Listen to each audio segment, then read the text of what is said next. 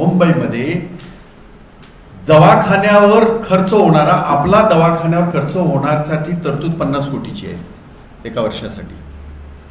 मला हे कळतच नाही की 1.5 कोटीच्या ह्याच्यामध्ये जेव्हा याचे NBCचे किंवा अर्बन डिझाईन प्लॅन वगैरे फॉर्मेशन ह्या सगळ्या ज्या कंपन्या आहेत त्यांचा एक साधारण एक होरा असतो किंवा तसं त्यांचं एक प्रमाण ठरलेलं असतं. 15,000 लोकांच्या मागे एक दवाखाना असावा अशा पद्धतीचं एकंदरीत प्रमाण आहे.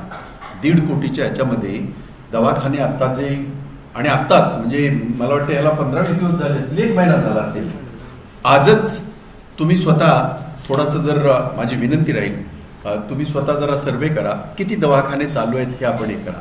आणि या 50 कोटीमध्ये हे दवाखाने कसे चालणार आहेत? आपला दवाखाना, मला आठवतंय 1 रुपये में दवाखाना ही कन्सेप्ट खूप यशस्वी झाली होती देशभरामध्ये, त्यावेळेला ती झाली होती.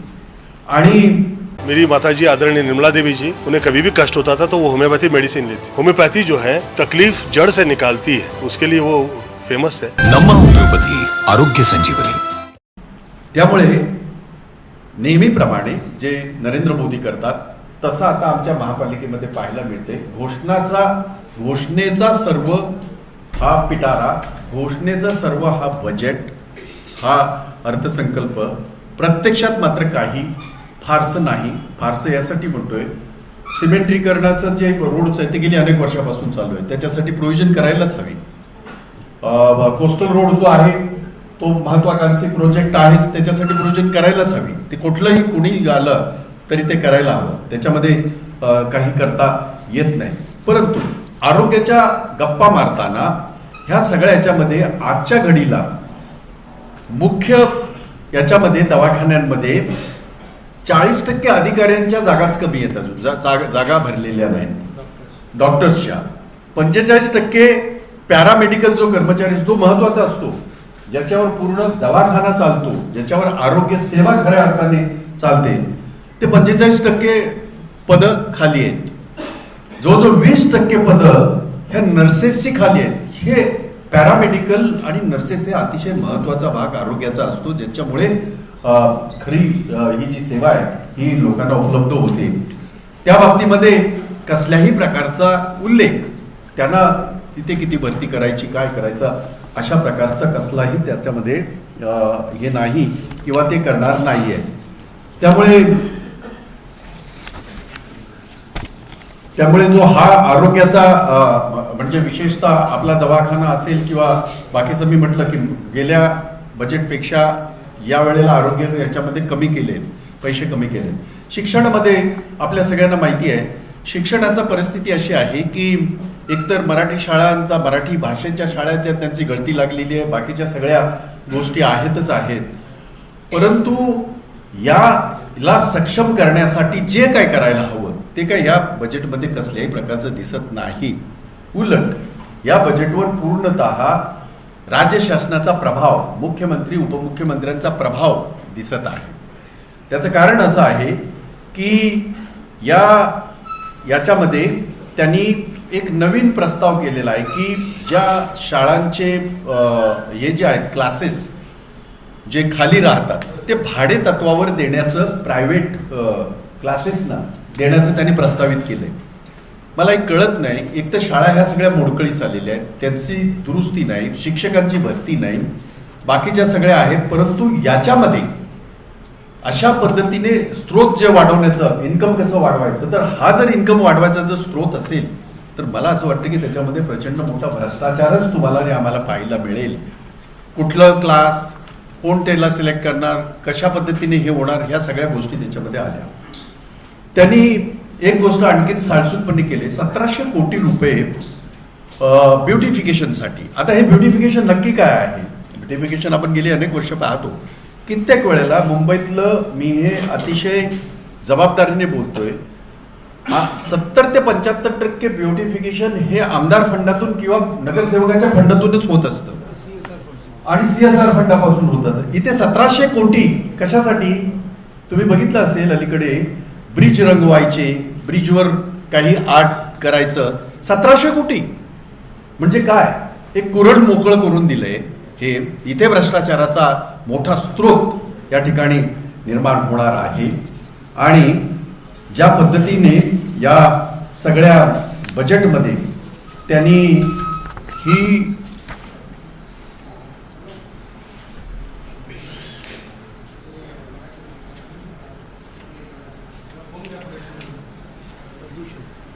प्रदूषण, आपल्याला माहिती आहे की अख्ख्या देशामध्ये सगळ्यात जास्त प्रदूषित शहर म्हणजे मुंबई शहर 1 नंबरचं प्रदूषित आहे.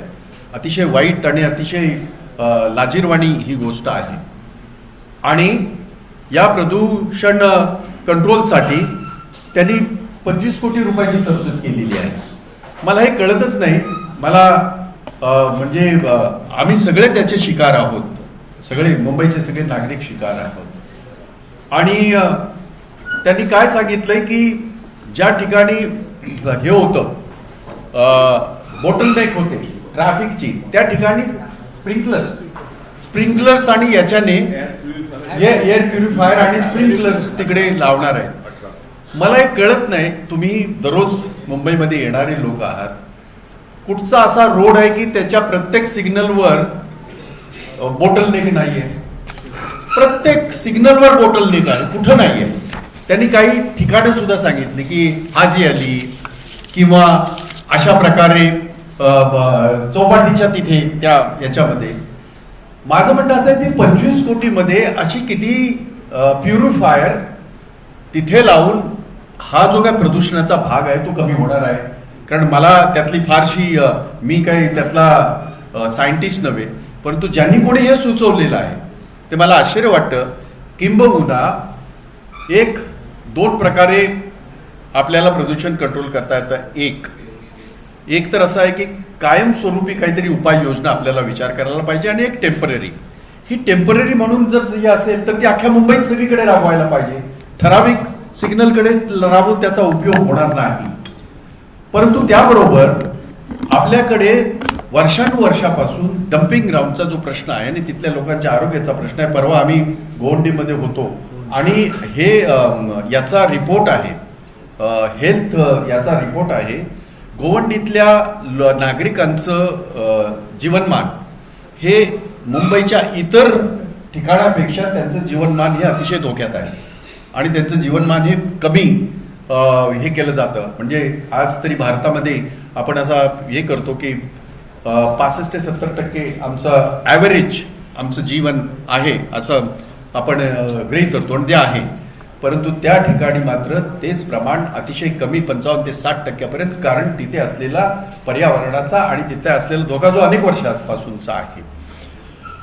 तसंच कांजूरमार्गला जे डम्पिंग ग्राउंड झालं, याच्या बाबतीमध्ये जगभरामध्ये जगातल्या मोठ्या मोठ्या शहरांमध्ये, आपल्यापेक्षा मोठ्या शहरांमध्ये पर्यायी व्यवस्था कायमस्वरूपी असताना त्याचा विचार जरा सुद्धा केला गेलेला नाही. वास्तविक तो विचार केला जावा होता आणि पर्यावरणाच्या बाबतीमध्ये यांनी काही काम करणं गरजेचं होतं असं मला. हा, इथे शिरडोनला जवळजवळ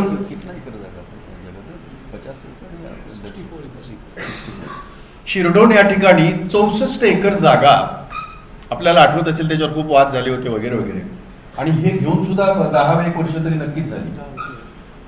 वास्तविक अपेक्षा अशी होती की या सगळ्या पर्यावरणाचा, या सगळ्या प्रदूषित मुंबईचा विचार करता ते तिकडे शिफ्ट व्हायला हवं होतं, किंवा तिथे कायमस्वरूपी नवीन टेक्नॉलॉजीचा वापर करून तशासाठीच ते केलं होतं. आणि तिथल्याही परिसराला मध्ये धोका होणार नाही, परंतु त्याच्यावर कसल्याही प्रकारचा विचार केला गेला नाही. वास्तविक आम्हाला अपेक्षा अशी होती की प्रशासक बसलेले आहेत, त्यामुळे त्यांना याच्यावर निर्णय घ्यायला काहीही हरकत नव्हती. 2-3 महत्वाच्या गोष्टी आहेत त्या मला इथे मुद्दाम सांगायच्या आहेत. एक तर मी बजेट मांडण्यापूर्वी एक गोष्ट सांगितली होती, ती अशी एक राज्य सरकारचा याच्यामध्ये जो या भाग आहे शिक्षण खात्यामध्ये, तो मी आपल्याला सांगू इच्छितो. राज्य शासनाकडे कॉर्पोरेशनचे जवळजवळ 7,000 कोटी येणं आहे. आमचं तर म्हणणं ते आहे की ते पैसे द्या, शिक्षणाचे आहेत ते, किंवा बाकी सगळ्या ज्या भाडेतत्वावर गेलेल्या बिल्डिंग्स आहेत वगैरे तसे आहेत. त्यातला शिक्षणाचा भाग सगळ्यात मोठा आहे, कारण कॉर्पोरेशन प्रायमरी शिक्षण ज्याला म्हणतो आपण ते देतं, त्याची जबाबदारी आहे. सेकंडरी शिक्षण जे आहे ते राज्य शासनाची जबाबदारी असते आणि त्याचे जवळजवळ 5,500 कोटी हे सरकारकडनं येणार. आम्ही मागणी केली होती आणि आज मी मागणी करतोय की राज्य सरकारकडे असलेला जो पैसा कॉर्पोरेशनचा जवळजवळ 7,500 कोटीपर्यंतचा आहे तो राज्य शासनाने तात्काळ हा याला द्यावा, कॉर्पोरेशनला द्यावा, वर्ग करावा, अशा प्रकारची मी त्या ठिकाणी आपल्या मार्फत राज्य शासनाला विनंती करत आहे. आणि हे करत असताना आतापर्यंत म्हणजे 1985 साली अशा प्रकारचं एक बजेट मांडलं गेलं होतं माझ्या माहितीप्रमाणे यांनी प्रशासकाने. त्याच्यानंतर जवळजवळ आज आपण बघतोय 35 ते 40 वर्षांनी फुल फ्लेज बजेट एखाद्या प्रशासकाने मांडणं हे कुठेतरी लोकशाहीच्या चौकटीत असलेलं जे तिथलं सभागृह आहे. कारण हा सर्वसामान्यांचा तुमचा माझा पैसा, प्रत्येक पैसा कुठे खर्च होतो, का खर्च होतो ह्याची स्क्रुटिनी होण्याची गरज असते. त्यासाठी हाऊस असतं, त्यासाठी स्टँडिंग कमिटी असते. ह्या सगळ्या प्रक्रियेतनं हे जायला हवं हे खरं तर अभिप्रेत आहे. त्या सगळ्याला फाटा देत आजपर्यंतचा सगळ्यात मोठा बजेट 52,000 कोटीचं बजेट जे त्यांनी मांडलेलं आहे त्याचा मी स्पष्ट शब्दामध्ये मी या ठिकाणी निषेध करतो की अशा पद्धतीने तुम्ही लोकशाही बाजूला ठेवून 1 वर्ष झालंय. आज फेब्रुवारीमध्ये आहोत आपण, बरोबर मागच्या फेब्रुवारीला 22 फेब्रुवारीला मला माझ्या माहितीप्रमाणे ही स्थगित झाली. मार्च 8ला याचा कालावधी फेब्रुवारी पर्यंत होता. मार्च 8ला ती स्थगित झाली. म्हणजे वर्ष झालं. वर्षभरामध्ये निवडणुका नाहीत, हाऊस नाही आहे, याची कमिटीज नाही आहेत ज्या कमिटीच्या माध्यमातून देशाच्या संसदेमध्ये चालतं, राज्यांच्या सगळ्या विधानसभांमध्ये चालतं, तसंच ते कॉर्पोरेशनमध्ये चालतं. ते नसताना इथला प्रशासक इतका मोठा बजेट, फुल फ्लेज बजेट मांडूच कसं शकतो असा माझा सवाल त्या लोकांना आहे. आणि म्हणून मी ह्या बजेटच्या बाबतीमध्ये नापसंती व्यक्त करत असताना एक गोष्ट मुख्यमंत्र्यांना आणि उपमुख्यमंत्र्यांना, राज्य सरकारलाही एक इशारा देऊ इच्छितो. मुंबई कॉर्पोरेशनच्या डिपॉझिटवर डोळा ठेवून तुम्ही जे काय इथे प्रस्तावित केलेलं आहे आणि जे प्रशासकाला दिसतंय की तुमच्या दबावाखाली जे काय झालेलं आहे ते योग्य नाही, ते घटनाबाह्य आहे, ते लोकशाही विरोधी आहे. उलट माझं सांगणं आहे की राज्य शासनाची जे देयक आहेत, देणं आहे, ते राज्य शासनाने तात्काळ कॉर्पोरेशनला ते द्यावं अशा पद्धतीची मी त्यांना हे करतो, या ठिकाणी चेतावणी देतो. आणि बजेटच्या संदर्भामधलं मी ढोबळमानाने मी बोललोय ते मी थांबतो. मी हिंदीमध्ये थोडंसं ब्रीफ करतो, नंतर मग आपण आपले काय प्रश्न असतील क्योंकि जरूरी है ये सारा. एक ऐप ऐसा होना चाहिए जब मराठी बोलते तो हिंदी ट्रांसलेट होना चाहिए. इतने सारे ऐप आए हैं, हम मुझे तो डबल मेहनत करवाते हो यार आप लोग. हाँ, वो भी आ जाएगा. मुंबई कॉर्पोरेशन का बजट शायद देश में 8-10 राज्य ऐसे कि इतना बड़ा बजट है ये उनका नहीं है.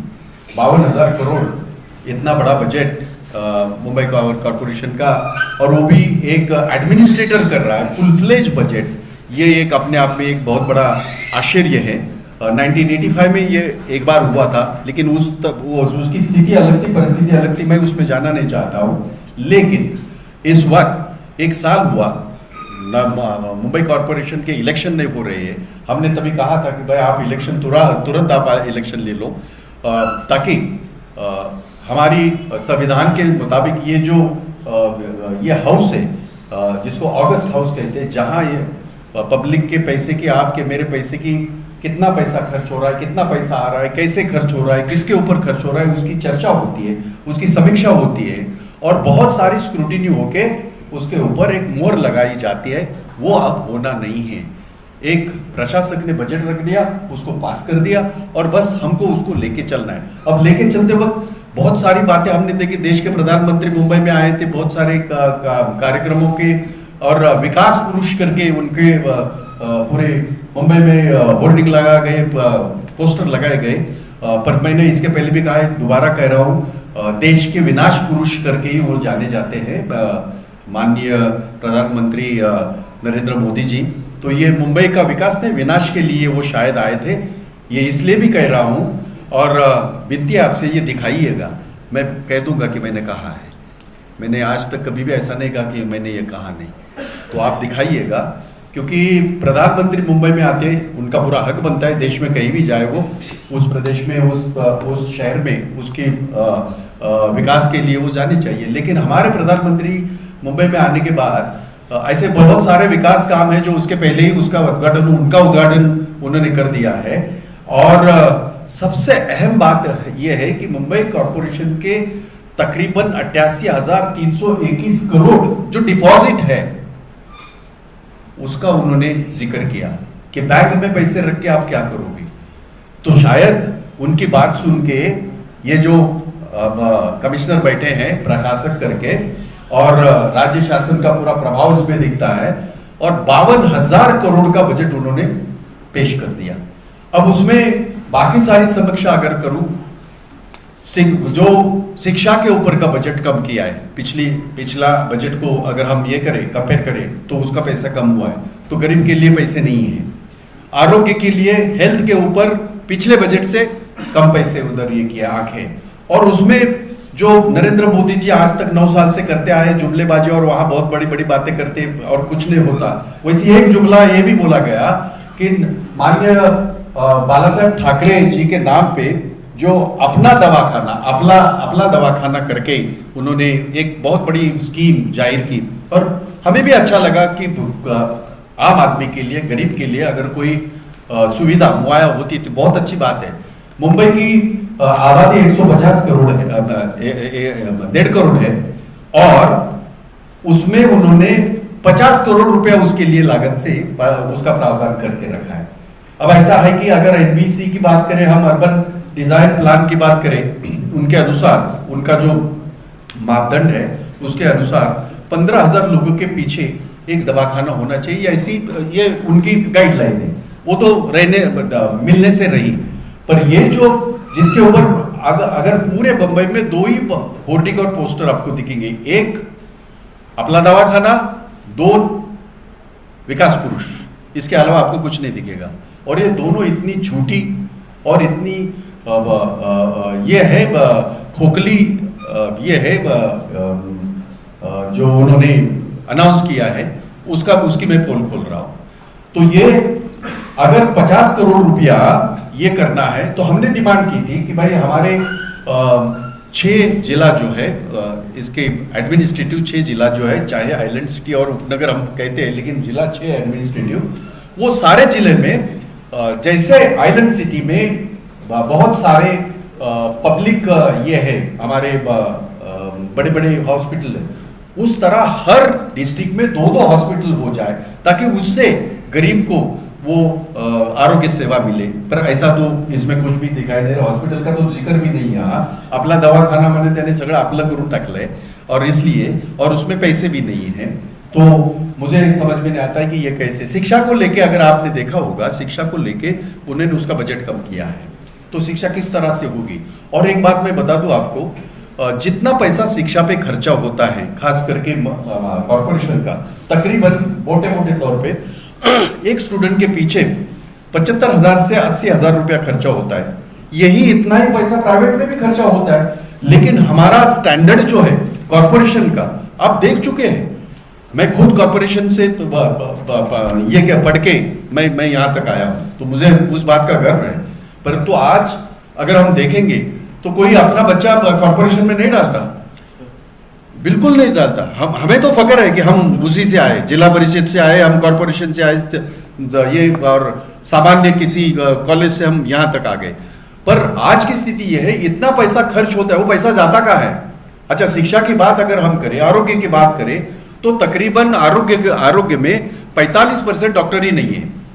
किस आरोग्य की बात कर रही है, किस अपने दवाखाने की बात करें। 40% तो पैरामेडिकल स्टाफ नहीं है, 20% नर्सेस नहीं है, और पैरामेडिकल डॉक्टर, और यही तो आत्मा है आरोग्य का। अगर ये नहीं तो कहां से मिलेगा। तो उसके ऊपर कोई भी पैसे है आपके पास, वो पैसे यहां इस्तेमाल करें। इस तरह का स्टाफ जो है, वो मुझे यही लगा था अपना दवाखाना शुरू करेंगे तो ज्यादा डॉक्टर आएंगे, ज्यादा पैरामेडिकल स्टाफ आएगा, ज्यादा नर्सेस आएंगे ताकि लोगों को उसका फायदा हो। ऐसा कुछ भी नहीं है इसमें, सिर्फ एक घोषणा है जो नरेंद्र मोदी जी इसके लिए जाने जाते हैं जुमलेबाज। तो ये भी जुमला यहाँ वो बोला गया है, उसका मैं जाहिर शब्दों में निषेध करता हूँ। राज्य शासन ने इसके ऊपर पूरा दबाव डाल के शायद ये सब किया हुआ है, नजर आ रहा है। राज्य शासन के पास शिक्षा को लेके तकरीबन 7,500 करोड़ राज्य शासन से आने हैं। उसमें जैसे मैंने कहा कि प्राथमिक जो ये है प्राइमरी स्कूल लीग है तो जिम्मेदारी कॉर्पोरेशन में होती है, लेकिन सेकेंडरी स्कूलिंग की जिम्मेदारी ये राज्य शासन की होती है। उसके पैसे आने हैं 5,500 करोड़ रुपया। तो मैं आपके माध्यम से मैं राज्य शासन को ये कर रहा हूँ कि विनती भी कर रहा हूँ और उन्हें चेतावनी भी दे रहा हूँ, वो पहले पैसे आप मुहैया करिए। यहाँ से पैसे जो उठा रहे हैं आप, जो डिपॉजिट से 15,000 करोड़ रुपया विकास के लिए, हालांकि उसके नाम पे उठा रहे हैं, तो वो पैसा जो राज्य शासन का तकरीबन 7,500 करोड़ से आना है वो तुरंत मुहैया करें। जहां तक एक इनके दिमाग में बात आई है ब्यूटिफिकेशन को लेके 1,700 करोड़ रुपए के उन्होंने प्रावधान करके रखा है। आपको पता होगा मुंबई का 75-80% ब्यूटिफिकेशन ये आमदार फंड है, कॉर्पोरेशन के हमारे जो ये है कॉर्पोरेटर है उनके फंड से, CSR फंड से होता है पूरा। पर यहां ये 1,700 करोड़ किसके लिए है? फिर आपने देखा होगा आजकल हम लोग जितने भी फ्लाईओवर है उसको पेंट किया जा रहा है, अच्छी बात है, अच्छी चीज। 1,700 करोड़ रुपए एक साल में किसको देना है? ये पैसे कहाँ इस्तेमाल किए जाएंगे, कैसे इस्तेमाल किए जाएंगे, ये आप भी बेहतर जानते हैं, मैं भी बेहतर जानता हूं। इसलिए मेरा आरोप है ये पूरा भ्रष्टाचार का एक बहुत बड़ा ये उन्होंने करके रखा है और उससे भ्रष्टाचार बहुत बड़ा बढ़ेगा। एक बात और भी इनके दिमाग में आई है, क्योंकि बजट का मतलब होता है कि आपकी आमदनी कैसे बढ़ाओगे। आमदनी बढ़ाने के लिए उन्होंने ये कहा है कि हमारे जो स्कूल है कभी एक सुबह का सेशन चलता है, कभी इवनिंग सेशन चलता है, तो खाली होते हैं ये इसके क्लासरूम, ये हम लोग भाड़े पे देंगे क्लासेस चलाने वालों के लिए। मेरी समझ में नहीं आता कि ये क्लासेस चलाने वालों को, प्राइवेट वालों को ये किस तरह से देंगे, मेरी समझ में कुछ भी नहीं आ रहा। पर इससे भी एक बहुत बड़ा मसला, बहुत बड़ा भ्रष्टाचार होने की संभावना बहुत दिखाई दे रही है।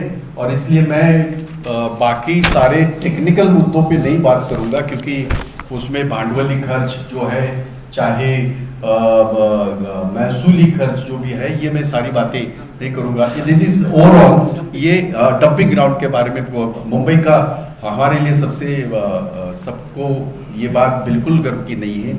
हालांकि शर्म की है कि पूरे हिंदुस्तान में एक नंबर पे पोल्यूटेड सिटी में हम सारे रह रहे हैं।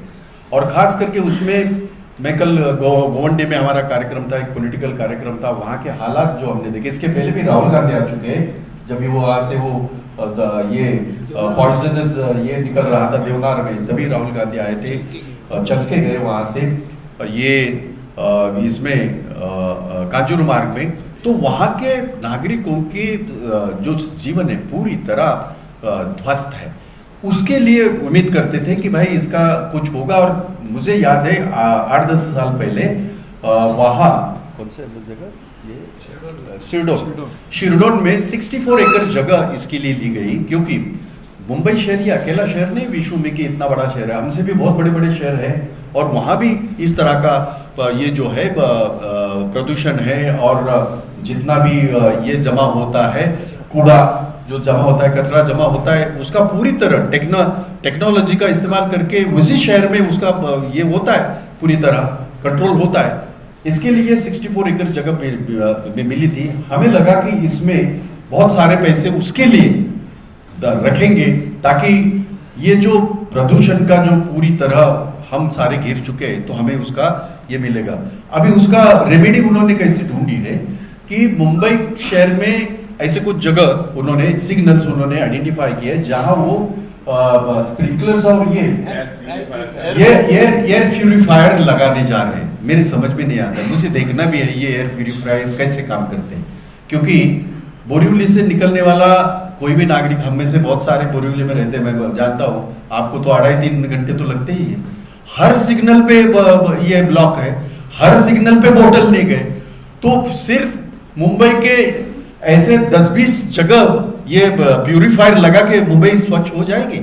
तो मुझे तो शंका है, पर फिर भी अगर वो उठा रहे कदम तो मेरा सजेशन ये है, हर सिग्नल पे जहां बोतल लीक होती है वो सब आप जानते हैं वहां लगाइए, ताकि उससे थोड़ा फायदा होगा, लेकिन वो करने वाले नहीं है। ये भी लगेंगे नहीं लगेंगे मुझे मालूम नहीं, पर इस तरह की बचकानी हरकतें करके एनवायरमेंट सुधरने वाला नहीं है। एनवायरमेंट को लेके आज अगर हम लोग ज्यादा चिंतित नहीं रहे तो भविष्य के लिए मुंबई के लोगों की जान बहुत ही खतरे में है। ये मैं कहने की आवश्यकता नहीं, ये रिपोर्ट्स बता रहे हैं सारे, तो उसके प्रति इनका दायित्व बनता है, बट वो उनमें से कुछ भी इसमें प्रावधान दिखाई नहीं दे रहा है। तो मैं इस बजट को एक नरेंद्र मोदी जी का जैसे उनकी सरकार का बजट होता है कि बहुत सारी घोषणाएं होती है और जमीनी तौर पे कुछ भी नहीं होता है, उस तरह का जुमला बजट ये मैं कहूँगा कॉरपोरेशन का। और कॉरपोरेशन के माध्यम से ये भी मैं बताना चाहता हूँ कि बहुत जल्द से जल्द आप इलेक्शन लें, ताकि हमारे संविधान के तहत ये बॉडी जो इलेक्टेड बॉडी वहाँ आए, वो सदन जो ऑगस्ट हाउस बोलते हैं उसको पवित्र, जहाँ चर्चाएं होती है, हर एक रुपए की चर्चा वहाँ होती है, लोगों के पैसे की चर्चा होती है और उसके खर्चे की चर्चा होती है, वो होनी चाहिए। ये मैं आपके माध्यम से मैं सरकार को कहना चाहता हूँ। बोलिए। अजून आहे भाई, अदानी बाकी आहे, अदानीचेच चॅनल अर्धे अधिक असतील, परंतु माझा नाईलाज आहे, मी बोलणार नाही।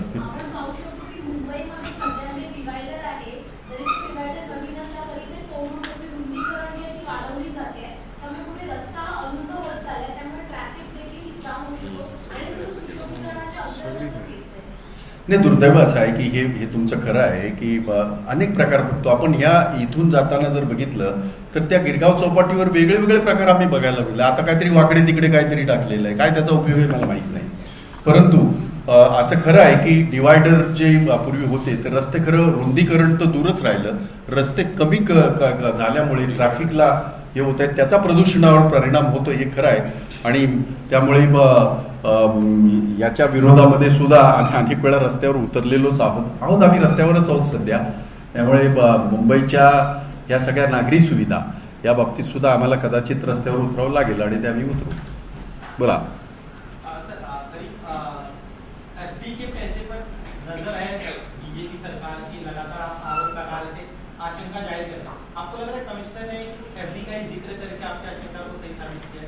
जी एफडी का के पैसे पर बीजेपी की नजर है, लगातार आप आशंका जाहिर कर रहे हैं, प्रधानमंत्री के विकास कार्यों के लिए एफडी के पैसे का इस्तेमाल करेंगे, ये आशंका सही साबित हुई है? नहीं, ये सच्चाई सामने आई। प्रधानमंत्री की आंख थी इसके ऊपर, उन्होंने कहा था, नरेंद्र मोदी जी देश के प्रधानमंत्री, उन्होंने कहा था कि पैसे बैंक में क्या रख रहे हैं, तो शायद उनका मंत्र जो है वो काम आ गया। जो हमेशा जो ये करते हैं, यहाँ बैठे हुए हैं ना, मुंबई चाहे जो भी करे, मुंबई का सारा उद्योग उनको खुश करने के लिए गुजरात में जाता है, महाराष्ट्र का उद्योग जाता है, उफ तक नहीं करते ये। और अभी मुंबई का पैसा जो है, जो लोगों का है, नागरिक का है, आपका है, मेरा है, टैक्स पेयर का है, और वो वहाँ के जो कर्मचारी है 37,000 करोड़ तकरीबन उनकी पेंशन का फंड है, तो उसके ऊपर ध्यान रख के उसमें से 15,000 करोड़ रुपया उन लोगों ने यहाँ उसका ये किया है। तो वो ये सबसे बड़ी शॉकिंग बात है, ये बहुत ही शॉकिंग बात है। और इस तरह अगर ये करते रहेंगे तो मैं आपको यकीन के साथ कहना चाहता हूँ, आने वाले 2-3 साल में मुंबई महानगर पालिका नेगेटिव जाएगी, पूरी तरह ध्वस्त हो जाएगी। जो शायद इनका मंसूबा है, मुझे नहीं पता, पर यह बहुत ही गंभीर, बहुत ही सीरियस ये मामला है, जिसमें 15,000 करोड़ डिपॉजिट से उठाना और फिर उसका इस्तेमाल करना ये सही नहीं है। परिस्थिती अशी आर्थिक परिस्थिती आहे, उत्पन्नाचे स्रोत वाढवले पाहिजे असं जर वाटत असेल तर कुठले वाढवा? नाही, त्यांनी सांगितले ना, त्यांनी उत्पन्नाचा स्रोत सांगितला की ते क्लासरूम आम्ही यांना देणार भाड्याने, ते बिल्डिंग देणार. हा जुनाच हे आहे. म्हणजे आपल्याला आठवत असेल अनेक बिल्डिंग्स ह्या तशा याच्यावर दिलेल्या आहेत. काही संस्थांना विशेषतः NGOजना वगैरे दिलेल्या आहेत भाडेतत्वावर, त्यानंतर काढून घेतल्या. हो, कारण हायकोर्टाने सांगितलं असं करता येत नाही. मग हायकोर्टाच्या निर्णयाने जे त्या बिल्डिंग जर कॉर्पोरेशनची मालमत्ता परत आले, मग आता हे कुठच्या अर्थाने हे देणार आहेत भाड्यावर. आणि बजेटचा अर्थ असा निघतो, जो तुम्ही सगळे सिनियर आहात, की तुम्हाला आपण म्हणतो अंतरून बघून पाय पसरावे लागतात, तुम्हाला तुमचे स्रोत वाढवावे लागतात, तुम्हाला तुमचे स्रोत वाढवून मग तो बॅलन्स करावा. थोडाफार त्याच्यामध्ये फरक येतो. परंतु या वेळेला माझ्या लक्षात असं आलेलं आहे, जे रवी राजा सुद्धा सांगतील कदाचित, की आमच्याकडे MSMEचं जे हे आहे ते 37% वाढवण्याचा प्रस्ताव यांचा आहे. आम्ही त्याला विरोध केलेला आहे. असं नाही करता येत. एकदम तुम्ही जर 37% जर उद्या हे केलं तर सर्वसामान्याला त्याला मारणारच आहे तो त्याच्यामध्ये. इकडे केंद्राचं बजेट आलं, त्याच्यामध्ये वाटोळं केलंय, पेट्रोलवरचे हे वाढवलेत सगळे, त्याच्यासाठी महागाई वाढणार आहे, ऑलरेडी महागाई आहे.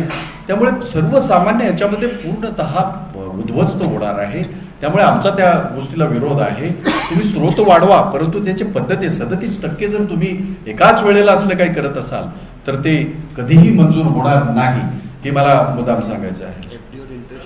एफडीवर जो इंटरेस्ट मिळतो तो साधारण माझ्या माहितीप्रमाणे 1400 करोड़ रुपया एफडी पे जो इंटरेस्ट मिलता है, ये एक आमदनी का बहुत बड़ा स्रोत भी है. अब उसमें से 15,000 करोड़ कम करो तो वो कितना होगा. तो वो स्रोत जो है ये बढ़ाने के बजाय उसको खत्म करने का काम कर रहे हैं ये लोग. काय असते 1400 करोड मोठा आहे. हो, पण तो कमी केला ना आता. त्यातले 15,000 कोटी काढून टाका.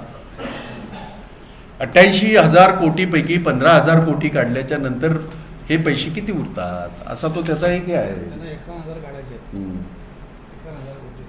नाही, त्याच्या सगळ्या टेक्निकल गोष्टीमध्ये आता बघा, फक्त आपल्या निदर्शनास आणतोय 2022-23 या आर्थिक वर्षामध्ये गुंतवणुकीवरील व्याजाच्या उत्पन्नाचं अर्थसंकल्पीय अंदाज 1,128 कोटी, म्हणजे तेवढे त्यांना इतका अंदाजित होतं. 1,406 कोटी रुपये असे सुधारित करण्यात आलं असून त्यातून 2,077 कोटी रुपये इतकी वाढ करण्यात आली आहे, असं त्यांचं म्हणणं आहे. 31/12/2022 पर्यंत गुंतवणुकीवर व्याजापोटी 1,947 कोटी रुपये इतके प्रत्यक्षात उत्पन्न झाले आहे.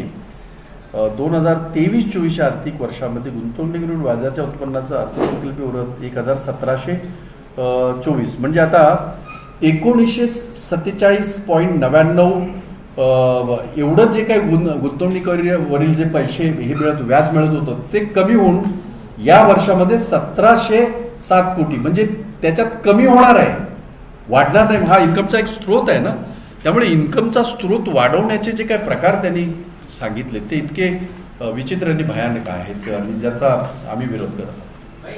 पालिकेचं सभागृह अस्तित्वात असताना प्रशासनाने जो बजेट मांडलाय ते तुम्हाला मान्य नाहीये, तुम्हाला आवडलेलं नाहीये, मग त्याला आव्हान देण्यासाठी तुम्ही वेगळे काही मार्ग निवडणार आहात? नाही, कसं आहे माहिती आहे का, तुम्ही आठवत असेल तर गेल्या हप्त्यातच मी हे बजेट ठेवण्यापूर्वीच मी पत्रकार परिषद गेली होती. तुम्ही असाल, याच्यातले बरेच लोक होते त्या ह्याच्यामध्ये. आणि मला ही भीती वाटत होती, मी ही भीती बोलून दाखवली होती आणि तसंच घडलेलं आहे. ते असं आहे की लोकशाहीमध्ये आपल्याला जे हे करता येईल आम्हाला, मग PIL असेल किंवा आणखीन काय असेल, ती माध्यमं आम्ही सगळी शोधून काढू. त्याचं कारण असं आहे की प्रशासक जरी असला तरी त्याला मर्यादित अधिकार हे असतात, सगळे अधिकार नसतात. नाहीतर मग गरजच पडणार नाही ना ह्या हाऊसची, या सगळ्या लोकशाही प्रक्रियेची गरजच पडणार नाही, जे इंग्रजांच्या काळामध्ये होतं. त्यामुळे मला असं वाटतं की प्रशासकावर पूर्णतः या बजेटवर राज्य शासनाचा पगडा दिसतोय आणि त्यांच्या दबावाखाली हे सगळं झालं. याचा अर्थ त्यांची सुटका होत नाही याच्यातनं. याच्यामध्ये पूर्णतः प्रशासक जबाबदार आहेच, कारण प्रशासकच आहेत. त्यामुळे असल्या बजेटला आम्ही तेव्हाही मी विरोध केला होता, आताही आमचा पूर्णतः मागणी आहे. मी फार पूर्वीपासून सांगितलं, एवढं सगळं केलं मुंबईकरांच्या पाण्याचा हे किती आहे माहिती आहे? 172 कोटी यांची आमदानी वर्षभरातली. पिण्याच्या पाण्याचं सांगतो मी, बाकीचं मी सांगत नाही. पिण्याचं पाणी आणि अर्थात वापरातलं पाणी, पिण्याचं पाणी नुसतं म्हणता येणार नाही. बरोबर आहे. 172 कोटी माफ करावेत त्यांना. माझा तो याच्यामध्ये एजेंडाच आहे, आमचा पहिल्यापासून अजेंडा आहे. आणि मला असं वाटलं होतं की एवढ्या ह्या सगळ्या याच्यामध्ये जर माफ केले असते तर एक फार मोठा क्रांतिकारी विषय झाला. आम्ही त्यांचं स्वागत केलं असतं, सत्कार केले असते आम्ही. त्याचंच काही घडलेलं नाही. उलट मी आपल्याला आता दुसरी बाजू सांगतो. तुम्हाला माहिती आहे की पाणी माफिया, आणि ह्याच्यावर मी ह्याच्यापूर्वी बोललोय, काही लोकांनी दाखवलं, काही लोकांनी लिहिलं, परंतु माझी विनंती आहे, मी बोलतोय म्हणून लिहू नका. मेरा ये कहना है कि आप लोग इस चीज को समझ लो, ये क्यों नहीं कर रहे हैं. जो टैंकर माफिया है और जो झोपड़पट्टी में खास करके आपको पता होगा 50 रुपया दे के उनको 2 या 3 ये जो बकेट पानी मिलता है, गैलन बकेट में कह रहा हूं, गैलन में उतना ही होता है जितना बकेट में होता है. तो हंडा किंवा बाटली म्हणतो आपण त्याला. तो ये धंधा महानगरपालिका के जो ये है अधिकारी और ये वाटर टैंकर माफिया और बहुत राजनीतिक दल के भी लोग इसमें इन्वॉल्व है, ये मैं बताना चाहता हूं. और इसका टर्नओवर महीने का 1000 करोड़ है. 1000 करोड़ है. ये बहुत जिम्मेदारी से बोल रहा हूं मैं. मुझे कोई भी इसके लिए कोई भी मुझे कोर्ट में खींच लिवे, I am prepare to face that consequences. I have no problems. तो मुंबई के लोगों को पानी से ये महरूम किया जा रहा है, वो जानबूझ के किया जा रहा है, क्योंकि ये सारे लोग जिसमें ये टैंकर माफिया है, बहुत सारे बस्तियों में वहां के लोकल दादा लोग हैं, वहां के गुंडे हैं, पालिका के अधिकारी है, पुलिस स्टेशन भी इसमें इन्वॉल्व है. ये सारे लोगों के मिली भगत से इतना बड़ा कारोबार जो गैर कानूनी है, जो कि बहुत ही शर्मनाक है, वो हो रहा है. तो उसमें 172 करोड़ रुपया माफ करने में क्या प्रॉब्लम है? इनको नहीं कर रहे हैं. पर हमारी मांग है पहले से, आज भी है. प्लीज भाई, अगर अभी तो चुनाव हो नहीं, लेकिन अगर चुनाव हो तो और आपकी सरकार आती, तो क्या कमिश्नर के फैसलों को बजट में जो खास तौर लिए उसको रिव्यू किया जाएगा? ऐसा है कि बजट एक बहुत ही इम्पोर्टेंट ये है जिसके ऊपर पूरा साल चलता है. मैं फाइनेंशियल एक्सपर्ट नहीं हूं और मैं दावा भी नहीं करता, पर अगर हमारी सरकार आती है और इसमें अगर रत्ती भर भी अगर चांस है कि हम इसको कुछ ऑडिट करके कर सकते हैं, तो मैं वादा करता हूं कि हम करेंगे. वादा करता हूं कि हम करेंगे. बेशक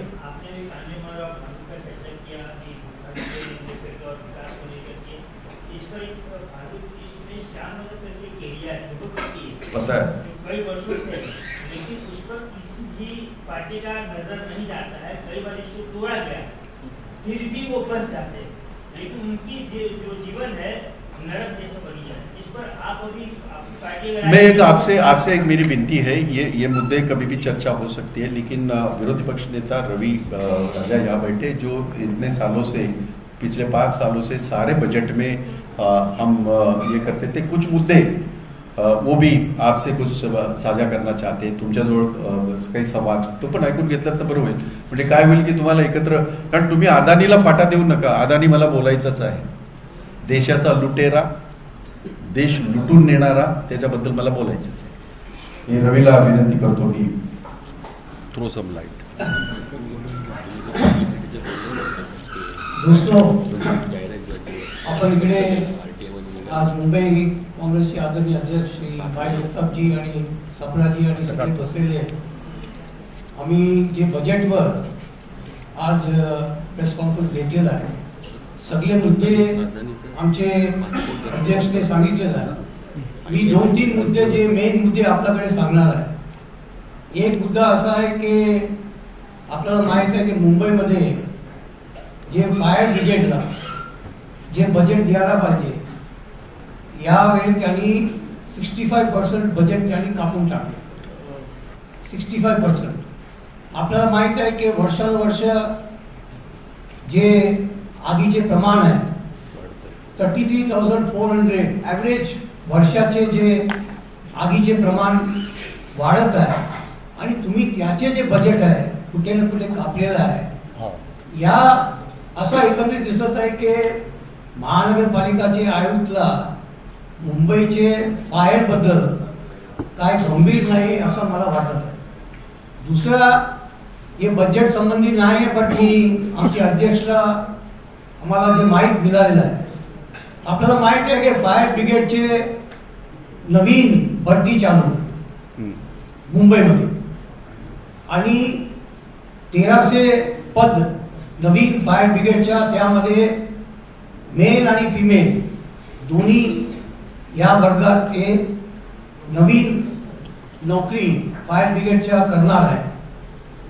त्यामध्ये असं आहे की 2 दिवस पूर्वी दहिसरमध्ये जे फायर ब्रिगेडचे ग्राउंड आहे, मला माहिती आहे की आपल्याला माहिती आहे की लोक तिकडे गेले होते आणि जाणून बुजून, जे मला माहिती मिळालेलं आहे की जाणून बुजून जे ते एलिजिबिलिटी आहे क्रायटेरियामध्ये त्याला नाबाद करून बाहेर काढलेलं आहे असा माझ्याकडे काही लोक तक्रारी केलेला आहे. आणि या संबंधात मी आमच्या अध्यक्षाला विनंती करणार की आपण आयुक्तला पत्र लिहा.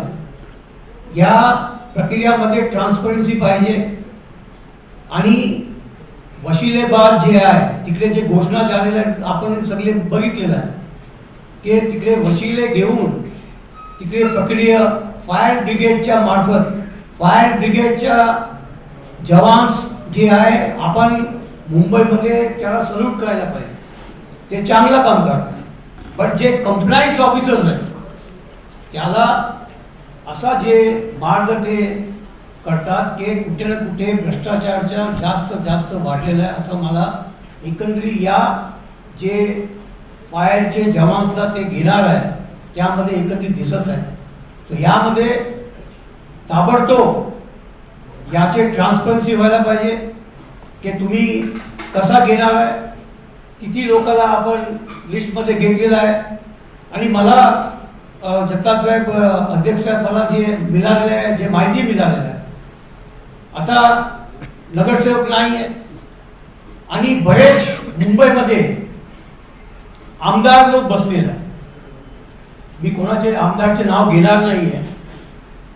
त्याचे वसिले, त्याचे पत्र आता कमिशनरकडे जातात आणि जे कॅन्डिडेटचं नाव तिकडे घोषित होतात, रेकमेंड होतात, त्याला देण्याचे काम महानगरपालिकाचे आयुक्तच्या ऑफिस कडून फायर ब्रिगेडला सांगतात आणि त्याला तिकडे इन्क्लूड करतात असा माझ्याकडे ठाम सबूत आहे आणि हे माझ्याकडे असा तक्रारी आलेला आहे. मला विनंती आहे की तुम्ही ट्रान्सपरन्सी करा, नाही तो आम्ही हायकोर्टला जाणार, धाव करणार, हायकोर्टला जाऊन आम्ही केस टाकणार की तुम्ही यामध्ये अगर भ्रष्टाचार केले. मुंबईकर मराठी माणूस ते सगळे जे तिकडे आले होते, जे मुली लोक ते आले होते, मुलगा आले होते, ते सगळे लोक मराठी लोक होते आणि काय केले, त्याला लाठीचार्ज केले. त्याचे निषेध जिथे आम्ही निषेध करणार ते कमी आहे. असा होऊ देणार नाही व्हायला पाहिजे असं आमच्या यामध्ये विनंती आहे. आणि तिसरं असं आहे की हे जे बजेटमध्ये पूर्णपणे दिशाभूल बजेट. तुम्ही बघा की गेल्या वर्षी तुमच्या कॅपिटल जे 45,000 करोडचे बजेट होते, तुम्ही खर्च फक्त 40% तुम्ही खर्च करता 40%. आणि यामध्ये तुम्ही 52,000 कोटीचे बजेट करता. फक्त दाखवणार मुंबईकरला स्वप्न दाखवण्याची, आणि ते स्वप्न लोकांना माहित आहे की रात्री तेव्हा झोपतात आपण स्वप्न बघतात, ते दिवशी स्वप्न दाखवतात. आणि याचे जे आहे आता जे आयुक्त बसलेले ऍडमिनिस्ट्रेटर, मला असं वाटत आहे की कुठे ना कुठे ते आता MP लढणार आहेत असं दिसत आहे. MPच्या कॅन्डिडेट होऊ शकत आहे, मला असं दिसत आहे.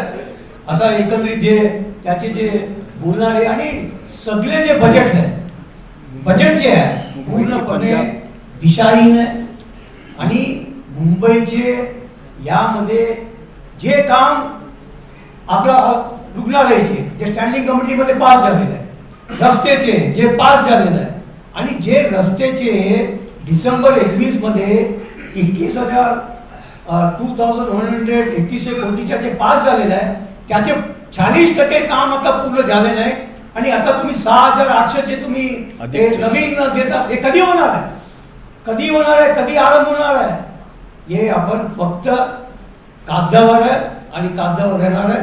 धन्यवाद. नाही, एक मुद्दा अजून आहे जो आपल्याकडे बोलायचा आहे. मी अदानीच्या बाबतीमध्ये आजच एकच फक्त तुमच्या सगळ्यांच्या मनामध्ये प्रश्न असेल, माझ्याही मनामध्ये, आयुक्त कहाँ से लड़ रहे, मुंबई से लड़ रहे या पंजाब से? उन लोग डिसाइड करेंगे. खैर वो मैंने थोड़ा लाइटर मोमेंट के लिए कहा. एक संपूर्ण देशभरामध्ये एक मोठा स्कॅम बाहेर आलेला आहे. हिडनबर्गने तो काढलेला. मी याच्यावर पत्रकार परिषद घेतली होती आणि आपल्याला या बाबतीमध्ये अवगत केलं होतं. आज देशभर, आज 6 तारखेला देशभर काँग्रेस पक्षाच्या माध्यमातून अदानींच्या विरोधामध्ये आंदोलन सुरू आहे. LICच्या ऑफिस समोर आणि SBI state bank of India यांच्या ऑफिस समोर.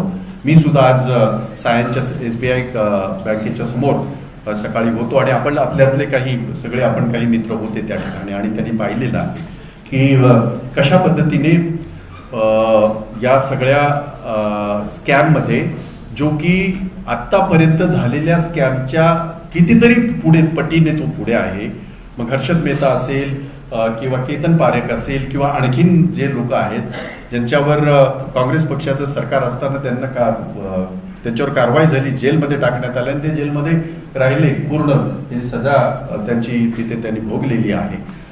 माझी आपल्या मार्फत परत एकदा विनंती आहे की तात्काळ अदानींचा पासपोर्ट जप्त केला जावा आणि देशाच्या जे कायदे आहेत त्याच्या अंतर्गत त्याच्यावर तात्काळ कारवाई करण्यात यावी आणि त्यांना ताबडतोब जेलमध्ये टाकण्यात यावं आणि लोकांना दिलासा द्यावा, अशा पद्धतीची मी विनंती करत आहे. आणि त्याबरोबर आणखीन एक गोष्ट मला आपल्याला इकडे ऍड करायची आहे की आज आमचं आंदोलन देशभर झालं, पण भविष्यामध्ये इन फ्यूचर आने वाले 15 दिन में कांग्रेस पार्टी, मैं मुंबई कांग्रेस की बात कर रहा हूँ, Mumbai Congress BSE Bombay stock exchange, NSE national stock exchange और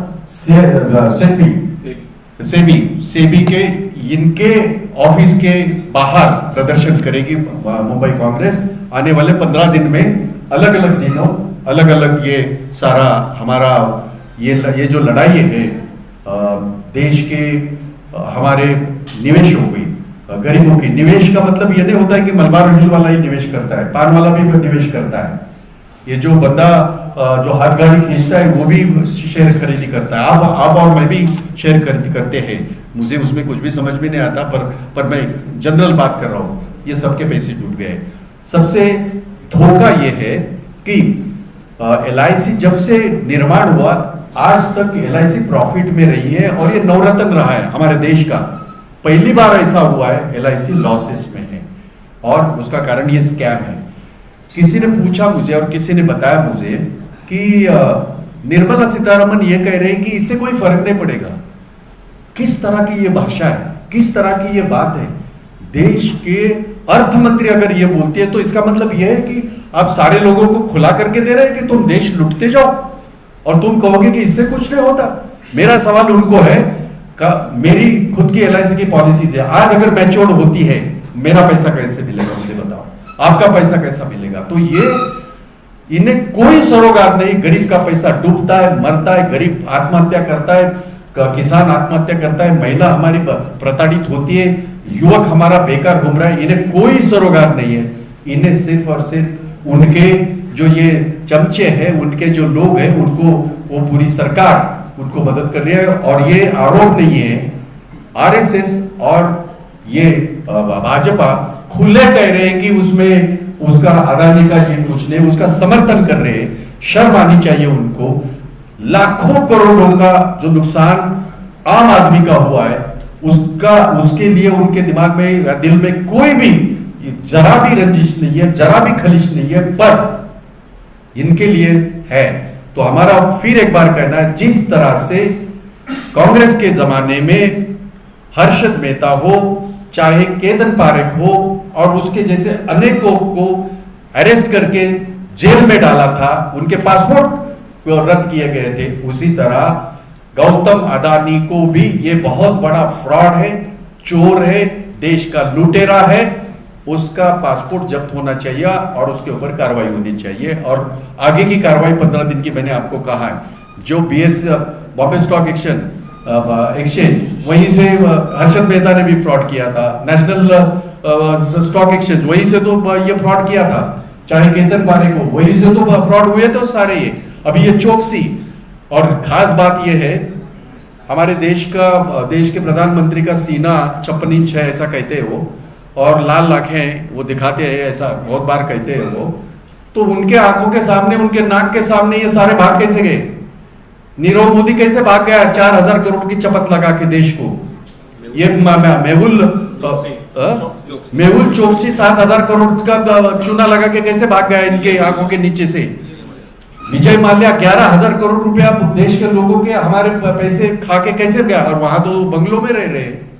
विजय माल्या तो मैच के लिए वीवीआईपी में बैठा था, और फिर इनको भगाया किसने? तो हमें डर है अदानी को भी ये सरकार शायद देश के बाहर भगाएगी, इसलिए उनका पासपोर्ट जब्त होना चाहिए, उनके ऊपर कार्रवाई होनी चाहिए।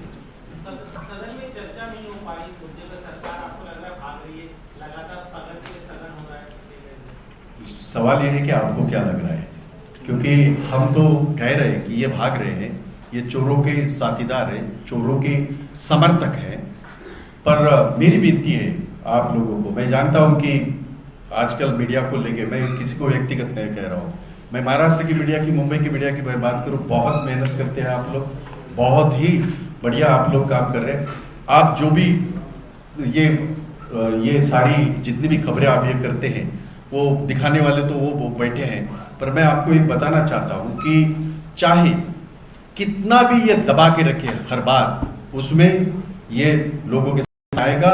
जेपीसी की मांग हमारे कांग्रेस के अध्यक्ष और राज्यसभा के नेता सम्माननीय मल्लिकार्जुन खड़गे जी ने की है, वो होनी चाहिए। और वो जेपीसी अब भी जो हमारे मुख्य न्यायाधीश है उनके नेतृत्व में होनी चाहिए, वो ज्यादा इंपॉर्टेंट है। और वो जब तक नहीं होता, जब तक इसके ऊपर कार्रवाई नहीं होती, हमारा कांग्रेस पार्टी इसके खिलाफ प्रदर्शन करते रहेगी।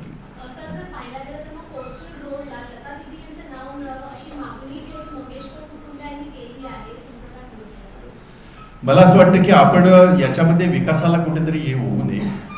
लता मंगेशकर ह्या सगळ्यांना भारतरत्न आहेत त्या, आणि त्या सगळ्यांना तुमच्या आमच्या सगळ्यांच्या मनामध्ये हृदयामध्ये आहेत, हे खरं आहे। याच्यासाठी काही वेगळं असं एकत्र बसून तुम्ही सामोपचाराने याचा काही मार्ग काढू शकता, परंतु मी असं कधीही सांगणार नाही, कारण माझ्या माहितीप्रमाणे बाळासाहेब ठाकरेंच्या नावाचा याच्यापूर्वी उल्लेख झालेला आहे, आणि बाळासाहेब ठाकरेंचं योगदान महाराष्ट्र, मुंबई आणि समस्त मराठी लोकांसाठी एक वेगळं त्यांचा आदर्श आहे, आणि हिंदुत्वासाठी सुद्धा।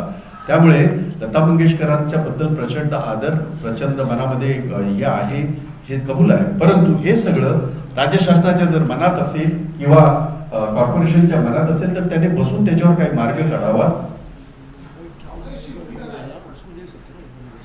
हा, तो राज्य शासन ह्याच्या बाबतीमध्ये मार्ग काढू शकतं। आणि एक संधी आहे, एक मोठा महामार्ग मुंबई ट्रान्स हार्बर, जो की अतिशय महत्वाकांक्षी प्रोजेक्ट आहे मुंबईसाठी आणि मुंबईच्या विकासासाठी, देशासाठी, त्याला सुद्धा नाव कदाचित देता येईल।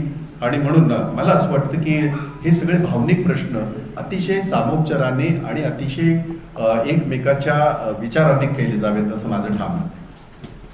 आपल्या सगळ्यांचा आभार।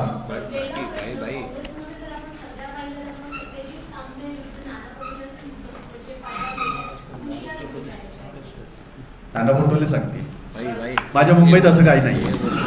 बोला ना भाई, जा, प्लीज प्लीज।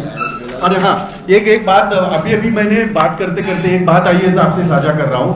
हमने आरटीआई से ये मांगा था कि आपने देखा, जिसका मैंने उल्लेख किया, पूरे मुंबई भर ये पोस्टर लगे, होर्डिंग्स लगे हुए हैं विकास पुरुष के और आपला दवाखाना। पता है आपको उसके ऊपर कितने पैसे खर्च हुए? ये उनकी मालूमात है, 42 करोड़। 42 करोड़, 142 दिन भी नहीं हुए सरकार को। उन्होंने नरेंद्र मोदी जी से एक बात अच्छी सीखी है। ये पहले पंतप्रधान है जिन्होंने 10,000 करोड़ रुपए खुद की छवि पूरे देश में सिर्फ पब्लिसिटी के लिए इस्तेमाल की। ये भी आरटीआई से मिला हुआ आंकड़ा है, ज्यादा है वो। और ये पैसा आपका, मेरा, मुंबई करोड़ का है, बीएमसी से पैसा दिया गया है ये सारा 42 करोड़। और जब बात करते हैं बड़े बड़े, ये करते हैं कि आपला दवाखाना 50 करोड़ उसके लिए ये किया एफर्ट, और पब्लिसिटी के लिए 42 करोड़ रुपया खर्च कर रहे हैं। अभी तक बहुत सारा बाकी है। तो ये इनका झूठा कल मैं आपके सामने रख रहा हूं, और ये आरटीआई के तहत है, ये मेरा आरोप नहीं है। कृपया टिकट मिलना तय है अभी।